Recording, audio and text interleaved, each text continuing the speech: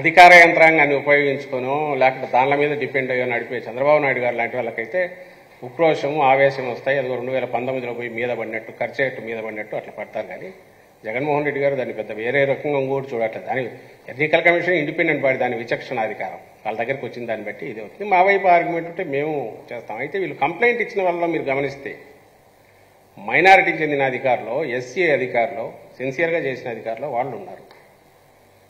మరి ఏ ఉద్దేశాలతో చేసినారో వాళ్ళు అర్థం కావట్లా. అది వాళ్ళ మీద మేము అటాక్ పెడతాం. అపోజిషన్ అంటే తెలుగుదేశం పార్టీలు ఎవరున్నారు అక్కడ, లేదా వాళ్ళ ఏజెంట్లన్నా అదర్ పార్టీస్లో ఉన్న ఏజెంట్లని చెప్పినట్టు.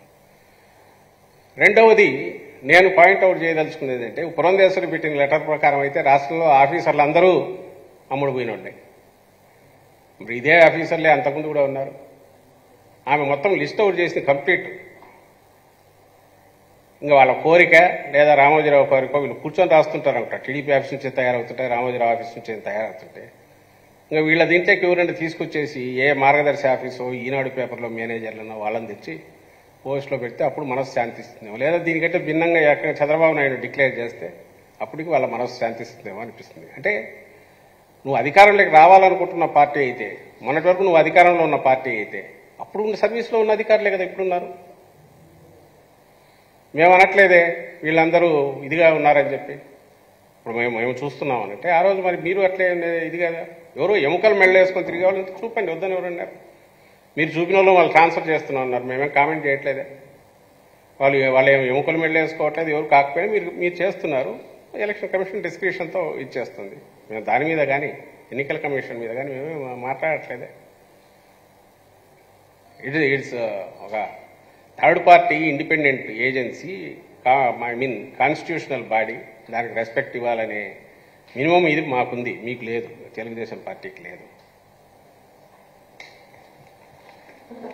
ఇంకోటి కడప ఎంపీ విషయంలో షర్మిల గారు పోటీ చేస్తే అవినాష్ రెడ్డి గారికి టికెట్ ఇవ్వటం వల్లే నేను కడప ఎంపీగా పోటీ చేయాల్సి వచ్చిందని షర్మిల గారు నిన్న ఇవాళ మాట్లాడుతున్న పరిస్థితి, దాని గురించి దాని మీద కూడా ఇంతకుముందు చెప్పినట్టున్నాం. ఆమె ఒక్కసారి ఆమె సంజాయిషి ఇవ్వాల్సిన పాయింట్లు చాలా ఉన్నాయి. షర్మిల గారు తెలంగాణ నుంచి హఠాత్తుగా ఎందుకు మాయమయ్యారు, తెలంగాణకి జీవితం అంకితం వాళ్ళు ఎందుకు మాయమయ్యి అక్కడి నుంచి ఇక్కడ ప్రత్యక్షమయ్యారు, వచ్చి మళ్ళీ ఇక్కడ ఎత్తిపోయిన కాంగ్రెస్ పార్టీలో ఎవరు మీకు బాధ్యత అప్పచెప్పారు, అదే కాంగ్రెస్ ఈ విపరీతంగా ఏకిపారేసి ఆ రోజు తిట్టిన, ఈవెన్ తన పార్టీ పెట్టినా కూడా తెలంగాణలో జరిగింది. అలాగే తెలంగాణ ఇంట్రెస్ట్ నాకు ముఖ్యం, అవసరమైతే ఆంధ్రాతో కొట్లాడతానని కూడా అన్నారు. మరి అదంతా ఏమైంది?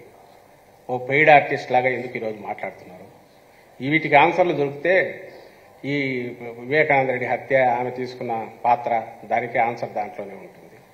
వివేకానంద రెడ్డి గారి హత్య గురించి 4 ఏళ్లుగా ఆమెకు పట్టంది, ఈరోజు హఠాత్తుగా ఎందుకు వచ్చింది? పోనీ అదే ఎన్నికల అజెండా అనుకుంటే మరీ మంచిది, తెలుస్తుంది కదా. నెలన్నరలో ప్రజలు ఏమనుకుంటున్నారు, ప్రజా కోర్టులోనే తేల్చుకోవాలనుకుంటున్నామని అన్నట్టున్నారు. ఈరోజు ప్రజా కోర్టులో మరీ మంచిది, దాంతో అప్పటికన్నా నోళ్లు మూతలు పడాలి కదా.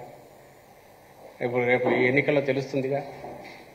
ఎన్నికలకున్న పవిత్రత కానీ ఎన్నికలకు అజెండా ఏముండాలని కూడా ఇగ్నోర్ చేసి వ్యక్తిగతంగా కూడా రియల్ దానికి ఏమీ ప్రాతిపదిక లేకుండా అసంబద్ధమైనవి ఏదైతే ఆ ఆరోపణలకు రిప్లైలు ఇచ్చుకుంటూ పోతే అది ఎక్కడికి పోతుందో కూడా తెలియదు. అనెండింగ్ ఇది ప్రాసెస్. కంక్లూజన్స్కి వచ్చి కోర్టు పరిధిలో ఉన్న అంశాల గురించి, సిబిఐ పరిధిలో ఉన్న అంశాల గురించి కంక్లూజన్స్కి వచ్చి, కాబట్టి దానికి అసలు ఏమీ లేకముందే అంతా కూడా ముద్ర వేసి అది ఏ రకంగా ఎట్లా చూసినా అది దానికి నేను ఇంతకుముందు చంద్రబాబు నాయుడు గురించి అనింది, జనం అంటే టేకెన్ ఫర్ గ్రాంటెడ్, ఒక అహంకారంతో కూడిన మాటలు తప్పవి. దాంట్లో ఎలాంటి సహేతుకత కానీ, లేదా ఇప్పుడు ఏ సందర్భం అయితే ఎన్నికలు అయితే ఉన్నాయో వాటికి తగిన రకమైన ప్రాతిపదిక కానీ పార్టీ వైపు నుంచి ఉండాల్సింది లేదు. వేరే అజెండా వచ్చి వ్యక్తిగతమైన అజెండా, అది కూడా ఆమె అజెండా అని కనిపించట్లా. చంద్రబాబు అజెండా ఏదో అది ఆమె ఎగ్జిక్యూట్ చేస్తుంది, అందుకే పెయిడ్ ఆర్టిస్ట్ అని అనాల్సి వస్తుంది.